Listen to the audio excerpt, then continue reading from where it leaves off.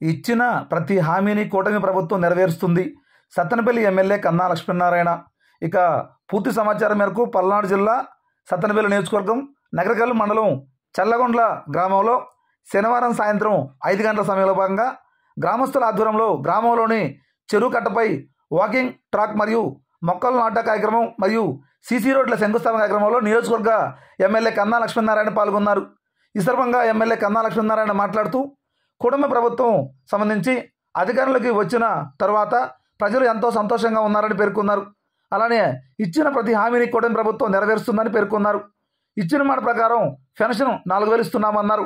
గత ప్రభుత్వంలో విడతల వారీగా పెన్షన్ను పెంచారని, కానీ కుటుంబ ప్రభుత్వం ఒకేసారి పెంచిందన్నారు. అంతేకాకుండా గత ప్రభుత్వంలో రైతులు ఎన్నో రకాలుగా ఇబ్బందులు పడ్డారని, కానీ ఈ ప్రభుత్వంలో రైతులను ఖచ్చితంగా ఆదుకుంటామని, రైతులకు సంబంధించి తగిన న్యాయం చేస్తామంటూ ఆయన తెలిపారు. ఈ కార్యక్రమంలో పలువురు హోదాల్లో ఉన్న అధికారులు, కూటమి నాయకులు తదితరులు పాల్గొనడం జరిగింది. మరి ఇవాళ ఈ అభివృద్ధి సంక్షేమ ప్రభుత్వాన్ని